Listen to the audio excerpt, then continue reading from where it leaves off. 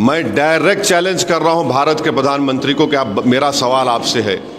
آپ جب امینڈمنٹ یہ لا چکے ہیں، قانون بنا چکے، تو کیا سنبھل کی مسجد وقف کی پراپرٹی رہے گی؟ کیا گیان واپی کی مسجد وقف کی پراپرٹی کہلائے گی؟ کیا متھرا کی مسجد وقف کی پراپرٹی کہلائے گی؟ مجھے یقین ہے کہ آپ کے ذریعے سے پوری جنتا کو، عوام کو یہ بات معلوم ہوگی کہ حیدرآباد دارالسلام میں 19 اپریل کے دن شام میں 7 بجے سے 10 بجے تک all India Muslim personal law board کی جانب سے وقف امینڈمنٹ بل 2025 کے خلاف ایک پروٹیسٹ میٹنگ، پبلک میٹنگ رکھی جا رہی ہے، اور جس کی صدارت all India Muslim personal law board کے صدر مولانا خالد سیف اللہ رحمانی صاحب کریں گے۔ اور دوسری بات یہ ہے کہ آپ جانتے ہیں کہ وقف امینڈمنٹ بل جو نریندر مودی کی سرکار نے لایا ہے وہ انکانسٹیٹیوشنل ہے، وہ ہمارے بھارت کے آئین کے آرٹیکل 14 کا، آرٹیکل 15 کا، آرٹیکل 25، آرٹیکل 26 اور آرٹیکل 29 کا ایک گریو وائلیشن ہے، اور ہم یہ سمجھتے ہیں کہ یہ وقف امینڈمنٹ بل وقف کی پراپرٹیز کو بچانے کے لیے نہیں لایا جا رہا ہے۔ وقف کی پراپرٹیز پر جو انکروچمنٹ ہو چکا ہے ان انکروچرز کو ہٹانے کے لیے نہیں لایا جا رہا ہے۔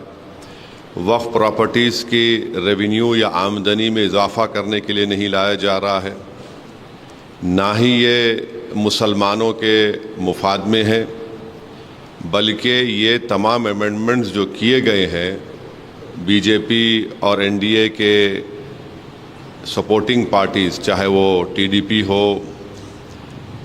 جے ڈی یو کی نتیش کمار ہو، چندرا بابو نائیڈو ہو، چراغ پاسوان ہو،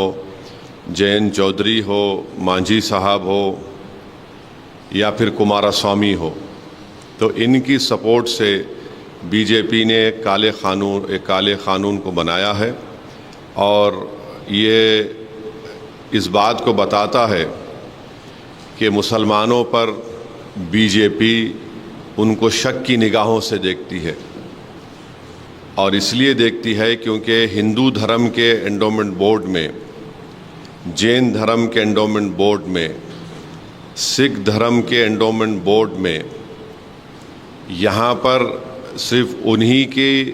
مذہب کا ماننے والا اس کا ممبر بن سکتا ہے۔ ان دھرم کے بورڈوں میں لمیٹیشن ایکٹ اپلائی نہیں ہوتا۔ ان دھرموں میں بائی یوسیج وہ اس دھرم کی پراپرٹی بن سکتی ہے، اور ان دھرم کے بورڈوں میں دوسرے دھرم کے ماننے والا بھی ان کو اپنی پراپرٹی دے سکتا ہے۔ یہ تمام چیزیں اس امینڈمنٹ بل کے ذریعے نریندر مودی کی سرکار نے مسلمانوں کے اس دھرم کے بورڈ سے چھین لی ہیں۔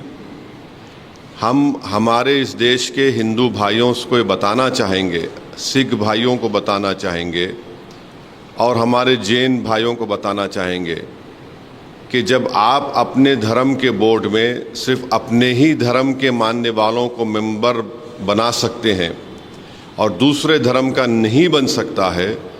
تو کیسے مسلم دھرم کا یہ وقف بورڈ، جو ایک پیور ریلیجیس انسٹیٹیوشن ہے وقف بورڈ،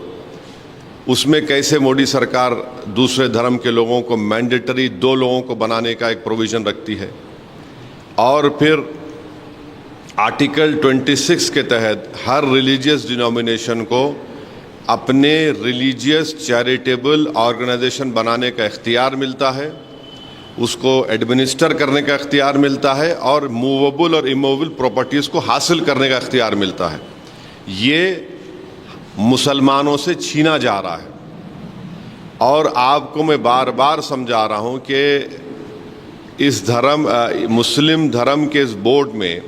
جو امینڈمنٹس نریندر مودی کی سرکار نے اور چندرا بابو نائیڈو، نتیش کمار، چراغ پاسوان، جینت چودھری، مانجھی صاحب نے اور کمارا سوامی نے کیا ہے، اس میں سیکشن 3D آپ پڑھیے